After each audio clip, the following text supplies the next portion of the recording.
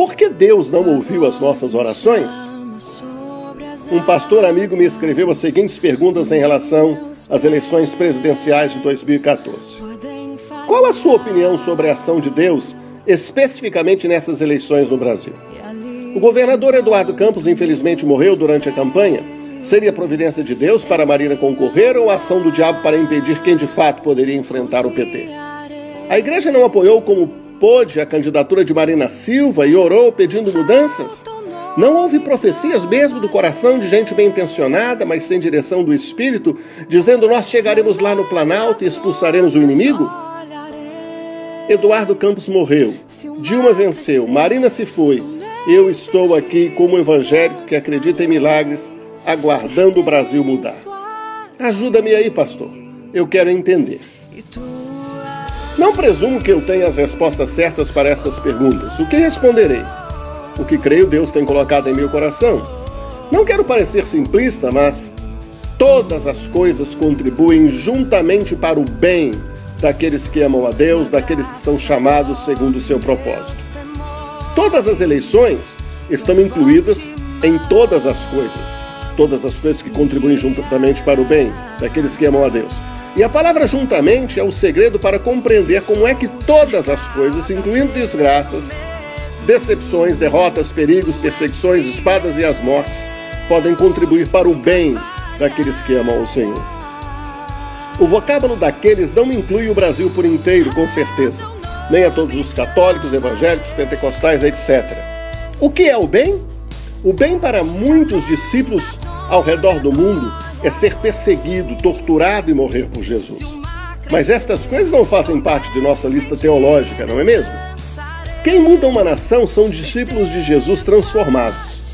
Todas as nações que experimentaram transformações, passaram por grandes e profundas conversões dos filhos de Deus, que fizeram milhares, se não milhões de discípulos, e um a um, transformados, mudaram tudo onde estavam inseridos na sociedade. O Brasil não é uma nação transformada porque a igreja não é transformada. Quando não somos luz do mundo e sal da terra, as trevas avançam e a sociedade apodrece. A igreja evangélica é tão corrupta quanto o Planalto, o Congresso e o Judiciário. Alguém pode retrucar dizendo que eu estou generalizando. Não estou. Igreja evangélica não é a igreja de Deus. A igreja católica não é a igreja de Deus, nem a protestante, etc. Os justos e retos ainda não se tornaram um fermento de justiça suficiente para levedar toda a massa. Há um remanescente fiel, talvez de alguns milhões, mas grande parte deles está mais preocupada em morar no céu do que engajarem-se a fazer discípulos de todas as nações. É fato, o povo de Deus perece por falta de conhecimento. O boi conhece o seu possuidor e o jumento a manjedoura do seu dono, mas Israel não tem conhecimento, o meu povo não entende. Vamos ser honestos e sinceros. Corrupção não é somente nas questões públicas, não. A maior corrupção é a pessoal, do caráter e da família, e ela acontece no dia a dia. Quem é corrupto senão também o brasileiro em geral, incluindo milhões de evangélicos que fazem maracutaia no dia a dia, que podendo não trabalham e querem ter salário, que não são honestos no seu trabalho, na escola, nos seus relacionamentos? Quantos que traem a mulher e casam com outra em nome de Deus? Para 2 casamentos onde um dos cônjuges é pastor, um termina em divórcio. Não estou aqui julgando nenhum indivíduo, nem entrando na experiência individual de ninguém. Como dizemos, cada caso é um caso, mas a palavra de Deus permanece a mesma e subsiste para sempre. Respondamos. Na questão de casamento como uma união exclusiva entre um só homem e uma só mulher, como declarou Jesus em Mateus capítulo 19, qual dos candidatos presidenciáveis desta eleição de 2014 se enquadra neste quesito? Quem é corrupto são os que furtam e que mentem, e que enganam, e que cobiçam, e que idolatram. E não estou me referindo a ídolos de madeira, de prata e de ouro. Estou me referindo aos ídolos gospel, que fazem do povo de Deus negócio e têm fãs-clubes como quaisquer ídolos do mundo. Aliás, quem é do mundo mesmo? Quem é corrupto são estes mesmos que fazem negócio com a fé, que lucram com a piedade, que usam 2 pesos e 2 medidas quando fazem suas politicagens para manterem-se na liderança de suas igrejas? Quem é corrupto serão também os que transam com a namorada antes do casamento, que falam chocarrices, nomeiam a prostituição entre eles? Corrupção é o pastor que manipula para arrancar a oferta do povo, que não prega a verdade para não perder os membros, que briga um com o outro porque os membros de suas igrejas foram para outra, numa briga perpétua que acontece de endereço a endereço. Não estou fazendo apologia ao legalismo, estou apelando às nossas consciências e corações para fazermos um check-up de nós mesmos. Você conhece estes grandes homens que são líderes evangélicos no Brasil, os mais badalados, os que estão na mídia? Conhece pelo menos de ouvir falar. Alguns destes é gente ímpia, perversa, meu irmão, com toda a aparência de piedade que apresentam. Alguns eu os conheço bem de perto, nos bastidores. Que moral eles têm para falar de combate à corrupção quando um deles disse para mim um dia: Salum, você é um homem de influência, vamos trazer o Mike Murdock na Nova Inglaterra. Salum, você vai rachar de ganhar dinheiro. Que moral um homem destes tem para falar de decência, pregar o evangelho? Que evangelho? Cobra cachê para pregar em igrejas e encontra pastores que pagam. Este mesmo senhor fez campanha arretada contra Dilma. Dilma e todos os seus camaradas riem desta gente, porque sabem que são corruptos até o último fio da cabeça. O último fio do cabelo da cabeça, tanto quanto são. Você não acha que eles mesmos não têm consciência que praticam impiedade e o mal? Sim, fazem conscientemente, e muitos em nome de Deus, convidados por pastores em troca de subornos por apoio. E Deus viu que ninguém havia, e maravilhou-se de que não houvesse um intercessor, pelo que o seu próprio braço lhe trouxe a salvação, e a sua própria justiça o susteve. Depois leia Isaías 59, onde está inserido este texto, e encontrará um relato vivo do que é o Brasil e a igreja evangélica. Um dos líderes evangélicos, meu amigo inclusive, há uns 6 meses atrás, anunciou apoio ao senador evangélico que se declarou candidato a presidente do Brasil. O senador queria ser candidato de seu partido. Eu sei como funciona isto. Eu sei o porquê alguns desses anões se candidatam à presidência.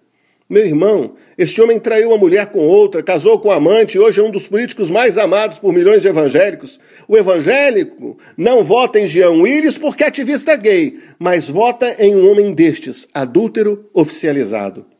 Sim, vou te responder com fé, sem duvidar. Tudo o que ocorreu nas eleições tem a ação e a mão de Deus. Quando Deus quer, ele levanta um rei, como Davi. E quando não quer, ele deixa o povo escolher, como Saul. Lembre-te, porém, que depois de Saul, Deus levantou Davi. E a história no Brasil ainda se desenvolve.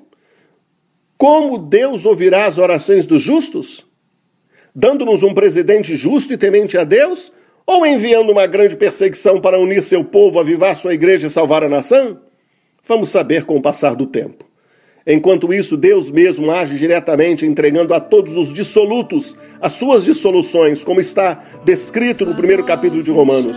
Porque amaram, honraram e serviram a criatura mais do que ao Criador, Deus os entregou. É Deus quem os entregou. Não adianta repreender principado, demônio, espírito mau. Nosso negócio é com Deus. Deus disse que procurou um intercessor que se pusesse na brecha perante ele para que ele não destruísse a terra, mas a ninguém achou.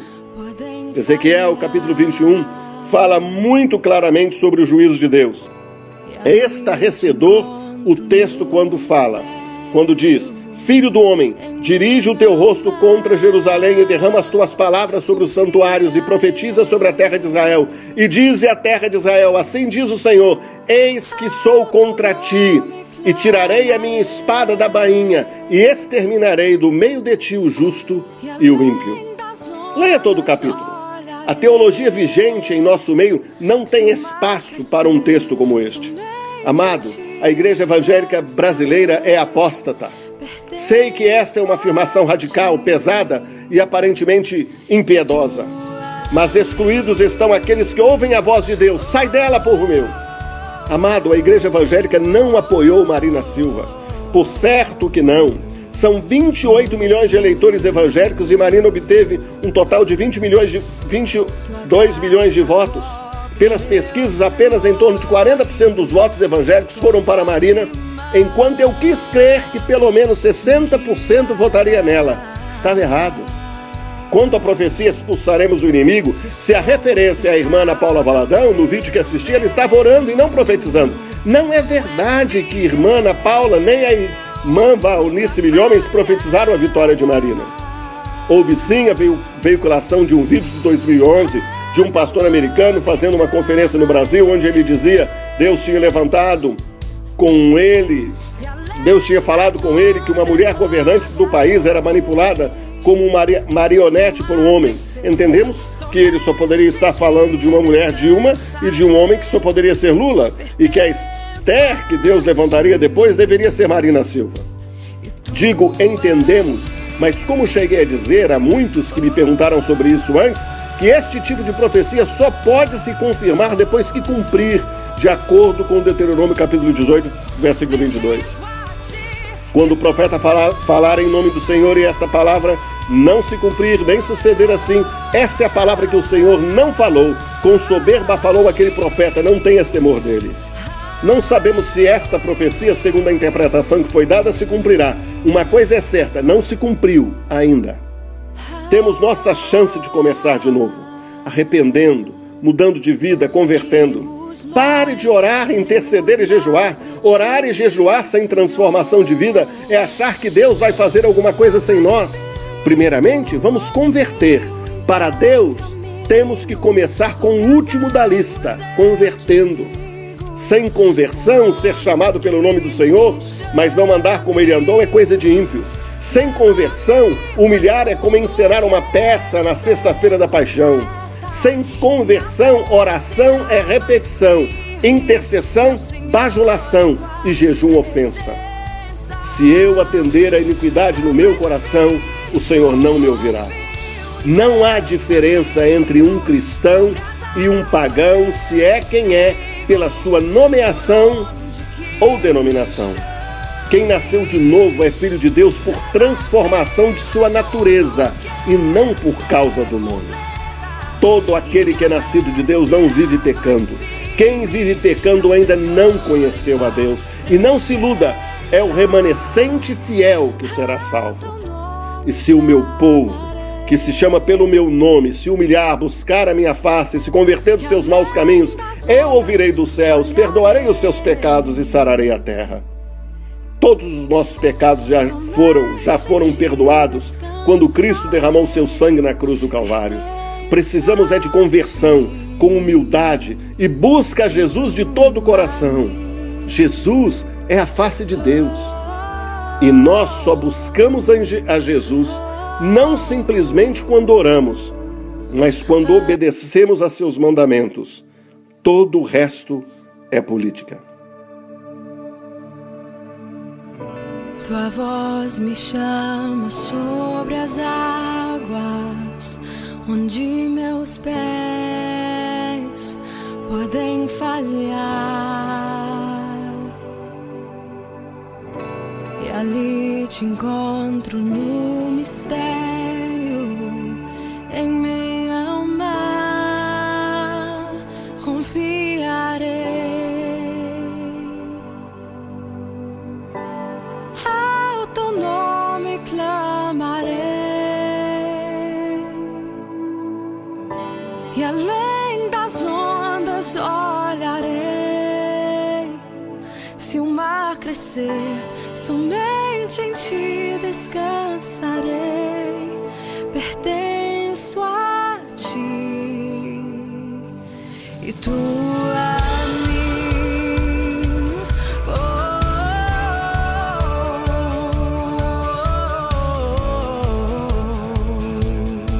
oh, oh.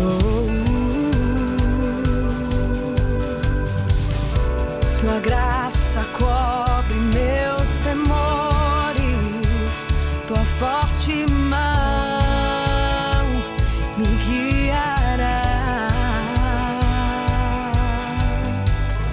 Se estou cercada pelo medo, tu és fiel.